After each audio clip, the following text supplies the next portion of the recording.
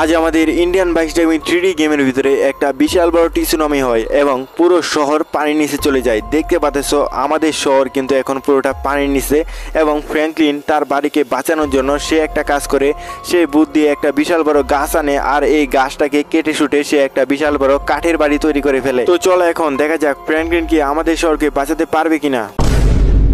কি যে করবো, সারাটা দিন একটানা বৃষ্টি পড়তেছে, এখন তো বাইরেও বের হওয়া যাচ্ছে না।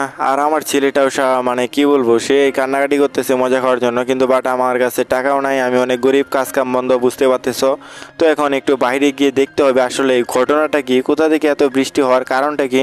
আমাদের শহরে তো এত বৃষ্টি আগে হয়েছিল না, এখন আপাতত কয়টা দিন ধরে একটানা বৃষ্টি হইতেছে। তো এখন কি আর করা যাবে, বাড়িতেই বসে থাকতে হবে, কাজ কাম বন্ধ। তো চলো এখন ঘরে গিয়ে একটা কাজ করি, আমার ছেলে আর আমি মিলে টিভি দেখি। টিভি দেখলে আর কি সময়টা এখন পার হবে। মিন্টু ঘরে চলে আয়, একসাথে বসে বসে টিভি দেখি, তাহলে আমাদের সময়টা অনেক ভালো কাটবে।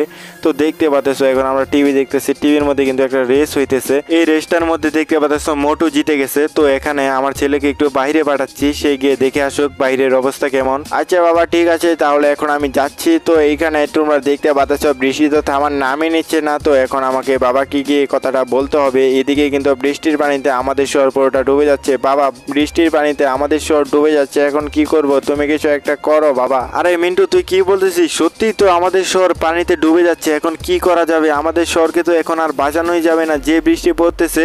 তো এখন আমাকে একটা কাজ করতে হবে, আমাদের কনস্ট্রাকশন সাইডের দিকে ম্যানেজারটা রয়েছে, ওনার সাথে গিয়ে কথা বলতে হবে। আর তার আগে একটা কাজ করি, চলো সমুদ্রের বিচে গিয়ে দেখে আসি পানির কি অবস্থা। তো তোমরা দেখতে পাচ্ছ পানি কিন্তু অনেক বেড়ে গেছে, যে হারে পানি বাড়তেছে, তো আর বেশি দিন মনে হয় থাকবে না, আমাদের শহরে চলে আসবে পানি, বুঝতে পারতেছো।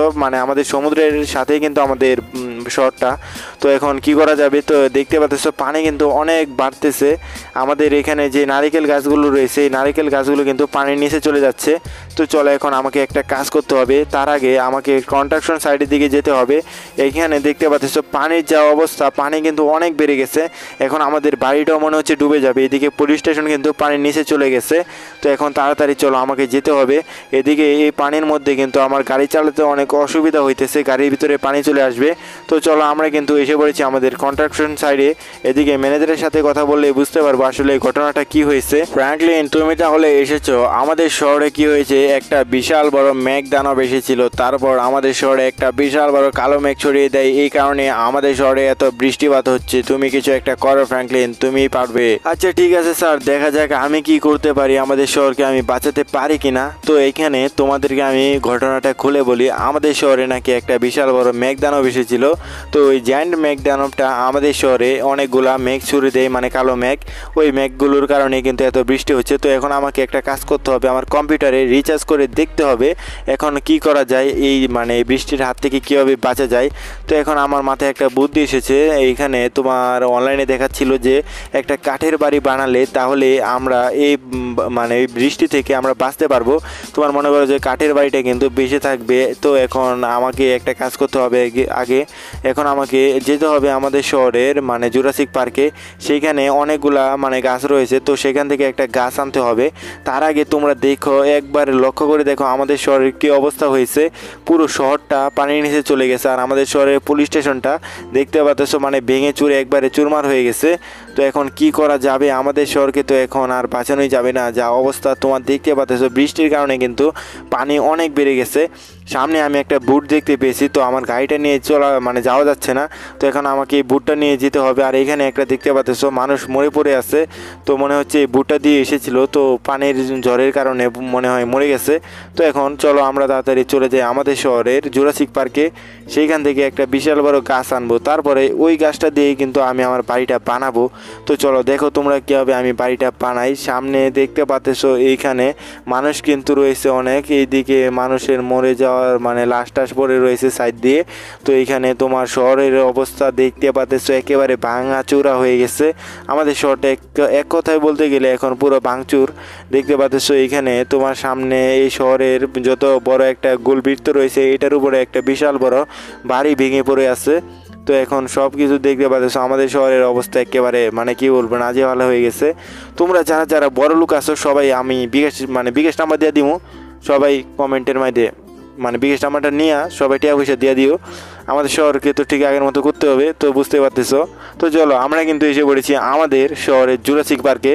তো এখন এইখানে আমি একটা ক্ষেত লাগিয়েছিলাম, মনে করো যে কুমড়া ক্ষেত আর হচ্ছে টমেটো ক্ষেত, এটাও কিন্তু পানির নিচে চলে গেছে। তো এখানে আমি একটা বিশাল বড় গাছ দেখতে পেয়েছি। তো চলো এই গাছটা দিয়েই মনে হচ্ছে আমাদের কাঠের বাড়িটা তৈরি করা সম্ভব।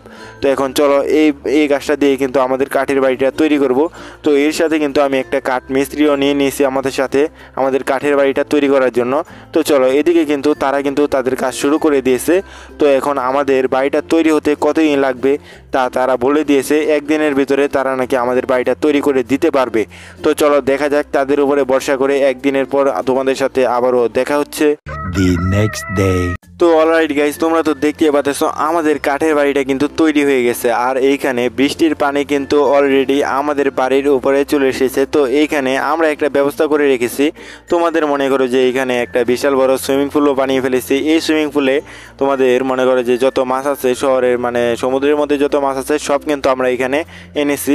আর এইখানে তোমরা দেখতে পাচ্ছ একটা ঝর্ণা লাগিয়েছে, বলতে গেলে এটা হচ্ছে পানির ঝর্ণা। এটা কিন্তু একটা মনে করো এটাকে ঝর্ণা বলে না, এটা হচ্ছে একটা ফোয়ারা। তো এই ফোয়ারা থেকে কিন্তু পানি পড়ে। আর এইখানে একটা ঝর্ণা রয়েছে, এটা কিন্তু আমি গ্র্যানির বাড়ি থেকে চুরি করে এনেছি। তো গ্র্যানি যাতে ভুলেও না জানতে পারে, তাহলে আমাকে মেরে ফেলবে। তো চলো এখন একটা কাজ করি, তোমাদেরকে উপরে গিয়ে দেখাই উপরে কি কি আছে। তো চলো এখন আমরা আমাদের ঘরের ভিতরে চলে যাই। এইখান থেকে দেখতে পাচ্ছ আমাদের শহরের অবস্থা একেবারে মানে টাইট, বলতে গেলে কোনো গাড়ি ঘোড়া চলতেছে না, পুরো শহর পানির নিচে। এখন আমার বাড়িটাই দেখতে পাচ্ছ মানে টিকে আছে, বলতে গেলে কাঠের বাড়ি বানিয়েছে, তো বুঝতে পারতেছো টিকে থাকবে না। তো এখন চলো তোমাদেরকে একটা কাজ করে পুরো বাড়িটা ঘুরে দেখাই। এখানে তোমরা দেখতে পাচ্ছ আমার ছেলেটা কত এনজয় করতেছে।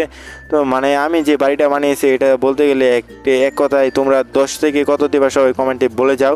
আর এখানে একটা গেমিং রুমের জন্য একটা মনিটর বসিয়েছে। আর এখানে বেড, এইখানে তোমার বেডও কিন্তু কাঠের দেখতে পাচ্ছ। আর এখানে সোফা রয়েছে। তো সোফা কিন্তু তোমার মনে করো যে মানুষ বসতে আসলে আর কি বসতে পারবে। তো চলো এখানে ডাইনিং টেবিল, তো এখানে সব কিছুই রয়েছে মোটামুটি। এখন চলো তোমাদেরকে পাশের রুমটা দেখাই। তো এইখানে তোমরা দেখতে পাচ্ছ এখানে একটা দোলনা রয়েছে। তো চলো আজকের ভিডিওটা এই পর্যন্তই।